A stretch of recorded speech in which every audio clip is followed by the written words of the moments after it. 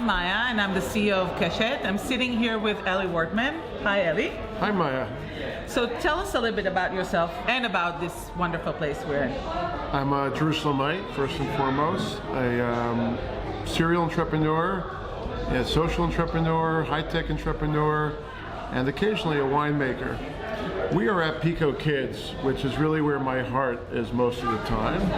It is a maker space for the youth of Jerusalem. I hope the future leadership of Jerusalem and of Israel, where kids are taught to use what all of us have, which is their creative abilities, to be problem solvers and to be able to see the future as they want to see it and not as reality dictates it is sometimes. And it's in this place that we give children the skills to go out and build a better future. What was your journey from the high-tech world to the social world? It's not so obvious. Well, I'm still in the high-tech world. I think the more interesting question is, how did a social activist also become a high-tech person? Indeed. I grew up in a home based on Zionist values and Jewish ideals, who were living, the dream of returning to Israel and building an amazing, what I believe is the most amazing place in the world. And in my mind, and what I learned along the way, is that part of that Zionist journey was also building a prosperous economy. And that without the economic prosperity, without what became the high-tech industries, we wouldn't actually be able to fulfill the dream. So for me, the journey is kind of back and forth between being a high-tech entrepreneur, an enabler of entrepreneurship, an enabler of economic engines, but also doing it with values and a recognition that we're all agents of change, and that what we do with our success and coming back to social entrepreneurship and to giving is really the essence of that journey based on values and economic output. So you strongly believe in giving back. You believe that this is a way to build a stronger society, not create two bigger gaps. Is it something that you preach to others?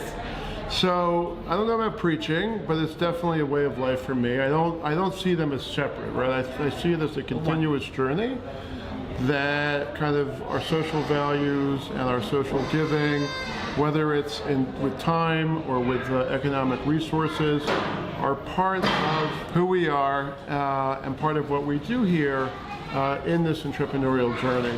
And every time I personally have had success from a very young age, kind of the concept of giving of maaser, of 10%, at least 10% I would say, has been part of the equation. And every time I've had the good fortune of having an exit, understanding what the impact of that exit might be, both in terms of economic giving, but for me personally also kind of giving creatively, using my entrepreneurial abilities to create social enterprises, to fund them, to bring other people to the table.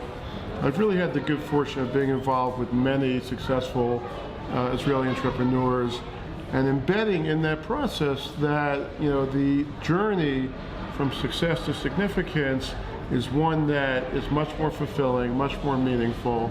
Financial KPIs only take you so far. It's mission, meaning, and purpose that really get us to where we want to be, which is true fulfillment.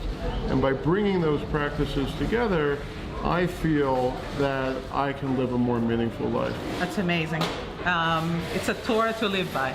You've given before to many different enterprises, and I'm wondering why did you choose the mechanism of Kshet, and how is it making your giving better, faster, more convenient, and why did you choose the Donor Advice Fund? So when I learned about Kshet, I was super excited that finally in Israel we have a mechanism for people to give and to create a framework where it takes the hard part of giving out of the equation. Earlier in my career, I'd set up a US-based nonprofit. There's a lot of kind of maintenance involved with that, a lot of legal fees, a lot of overheads. But most importantly, we're here in Israel. If I look long-term at the opportunity of Kshet and the Donor Advice Fund, it's really a national asset. And I've been so excited about Kshet since the day it started. I looked at the numbers in the U.S. I don't even know if you're aware of this. There's over $1 trillion embedded into dedicated funds that are earmarked for charitable giving. It becomes a national asset. Given that the minimum giving is 5%, on day one, every January 1st in America, there's $50 billion allocated towards charity. If we in Israel can start to build up this resource of dedicated charity funds, I believe we will have a better society. We have some of the best social entrepreneurs in the world here. Fundraising is always a very difficult thing. Knowing that there's a dedicated pool of capital, regardless of what your cause is, that we can use and we can enable our great social entrepreneurs to plug into and to access that, for me, it's really a long-term engagement with philanthropic giving. And by doing it this way, as opposed to kind of a one-time check, but dedicating resources long-term, which can be allocated to our society, I think is something which ultimately will strengthen Israel, our civil society, and of course our social impact society. So Elie believes in our vision, and we take his word as a work plan. And we hope that many other people will join Kshet. It's already growing and very, very strong. So Elie, thank you very much for sharing your thoughts with us, and thank you for hosting us at Pico Kids, which is looking fantastic here, and the kids are amazing. Behatzlacha, and we hope to see you soon. All right, thank you, and I'm so happy that you came to Jerusalem, to Pico Kids, which is really the fruits of our labor. Thank you.